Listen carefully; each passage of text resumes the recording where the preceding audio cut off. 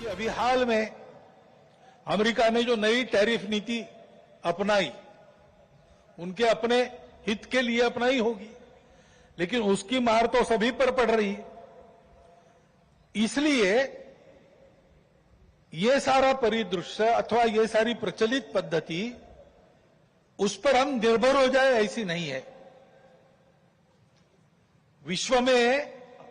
विश्व का जीवन परस्पर निर्भरता से ही चलता है। राष्ट्रों में आपस में सब प्रकार के संबंध होने पड़ते हैं। अकेला राष्ट्र अलगाव में, आइसोलेशन में जी नहीं सकता। परंतु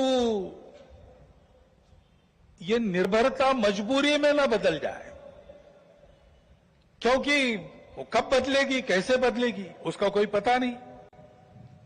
और इसलिए इस निर्भरता को मानते हुए, विश्व जीवन की एकता को मानते हुए, हमको इसको मजबूरी न बनाते हुए जीना अगर है तो स्वदेशी और स्वावलंबन का कोई परिणाम नहीं, कोई पर्याय नहीं।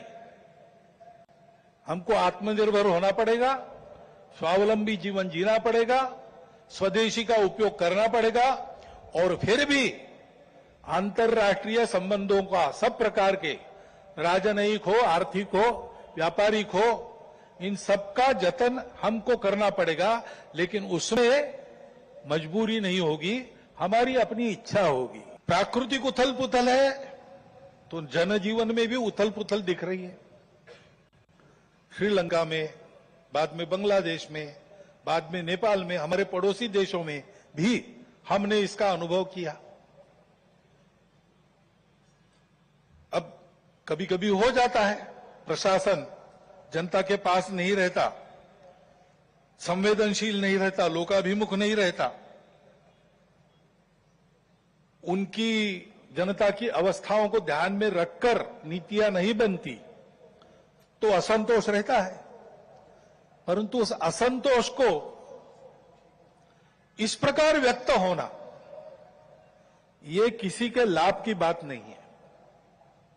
अभी प्रमुख अतिथि महोदय ने कहा, 25 नवंबर के भाषण की याद की, उसमें इस प्रकार के जो आंदोलन है जिसमें इतनी सारी हिंसा और विनाश होता है, डॉक्टर अंबेडकर साहब ने उसको ग्रामर ऑफ अनार्की कहा है।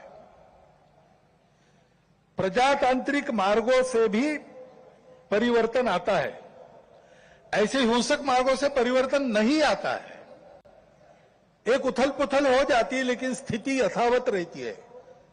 पूरे दुनिया का अभी तक का इतिहास देख लीजिए, जब से ये उथल पुथल वाली तथाकथित रिवॉल्यूशंस, क्रांतियां आई, किसी क्रांति ने